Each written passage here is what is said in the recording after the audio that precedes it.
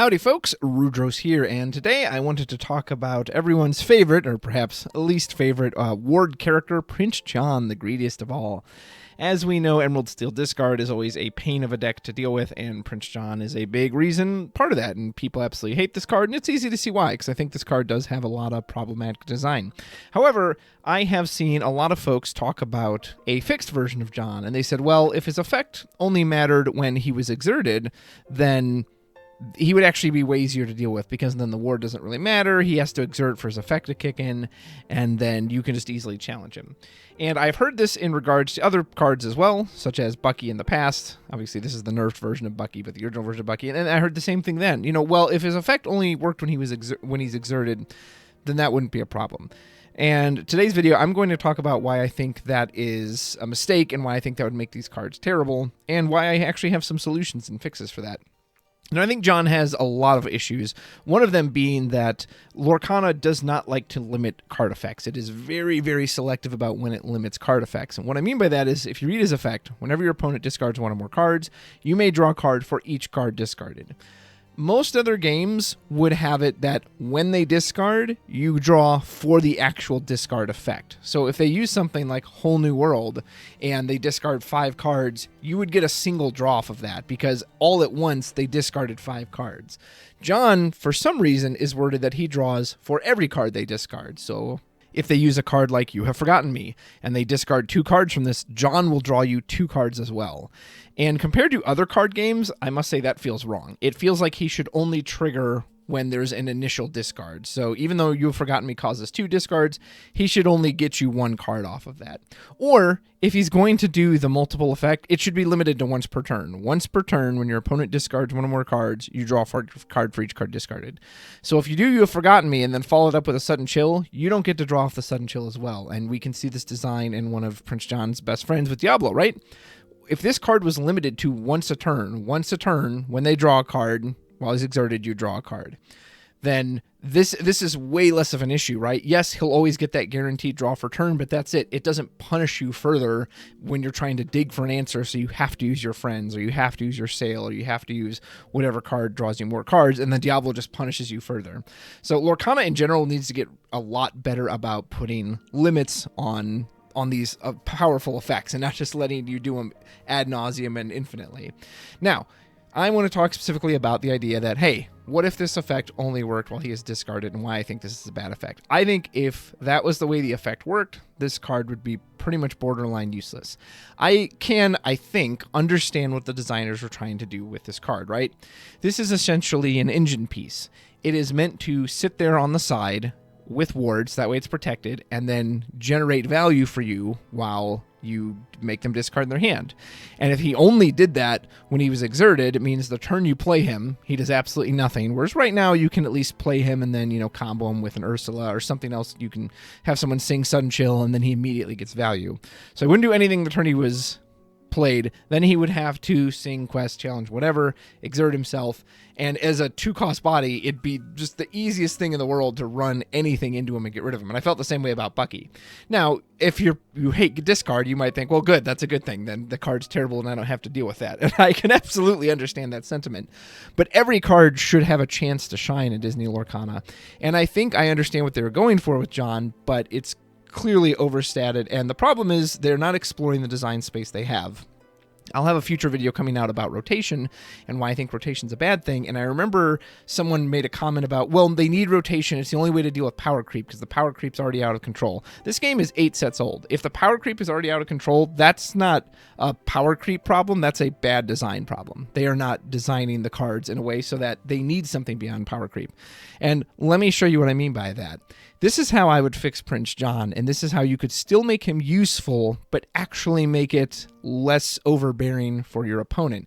And this is a design space they have not touched into at all. So I present to you The fixed version of Prince John. Please forgive the crumminess of the art, but I was using an online card creator, which is quite nice. So thank you, Vintage CG down there at the bottom. You can see them. So here's how I would fix John. Same cost, same uninkable, same stat line. So what's different? Well, now he has ward, and I would create a new keyword to describe any character that had this. I just called it totem. You can make it whatever you want, but you would put on any card like this, right? And what does it do? So difference. Ward totem. Character cannot sing, quest, or be chosen by opponents except a challenge. So he still has the ward keyword, but now he doesn't. If you notice, he doesn't have 2 lore anymore, so he can't quest and he cannot sing as well. And then he has the exact same I sentence you. Whenever they discard 1 or more cards, you may draw a card for each card discarded. So what difference does this make compared to our normal Prince John? Well, it's a huge difference, actually. Now, he still fulfills the idea of this discard payoff engine, right? That, hey, as you discard cards, Prince John is rewarding you by having cards drawn. He's still very difficult to get rid of due to the ward keyword, right? So very frustrating for your opponent. However, here's how he's now easier for your opponent. He doesn't have lore. For some reason, the original John has 2 lore. I don't know why. So that once they have cleared the way, once they have ripped your hand to shreds and removed all the threats on your board, now he puts on quite a bit of lore pressure. So now 2 Prince Johns suddenly go to 4 lore when they quest. The other issue being he could sing. So he could sing with the Singer Ursula to do, a combined Beyond the Horizon or whatever effect you want to do. He could sing Sudden Chill himself. He could sing Storm Ray John. So now by removing those and saying, okay, you can have this engine that sits there, but this engine no longer progresses your win condition on his own, which is what he did currently, right? Even if it's late in the game and you needed 2 ward or 2 lore and you top deck a Prince John, well, here's a warded character. What are you going to do about it? Oh, right, and you can't do anything.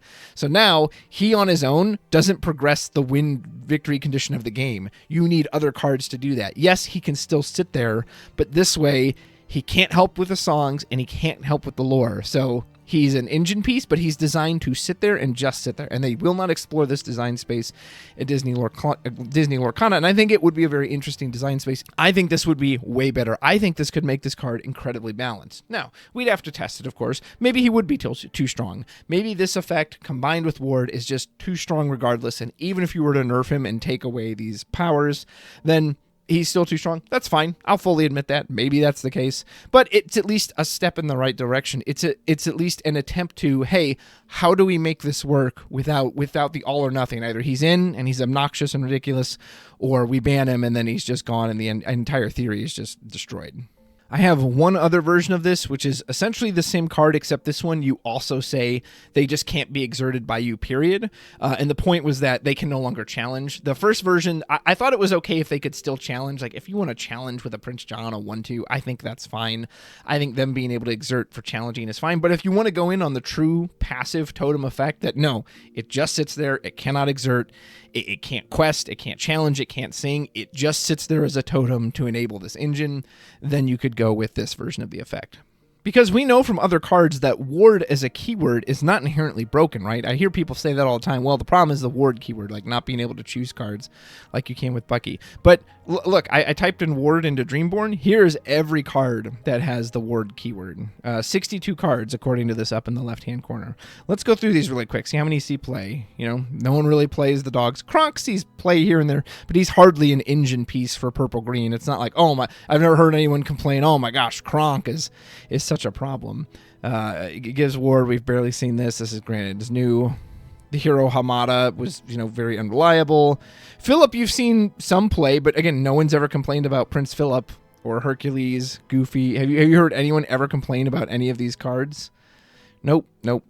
Muses, maybe. Muses has a similar thing to Prince John, right? Is that they are kind of this continuous value engine piece, and they themselves can sing, but they also don't have to exert, right? So I've heard some similar complaints about muses, right? And same thing, what if this was limited once per turn?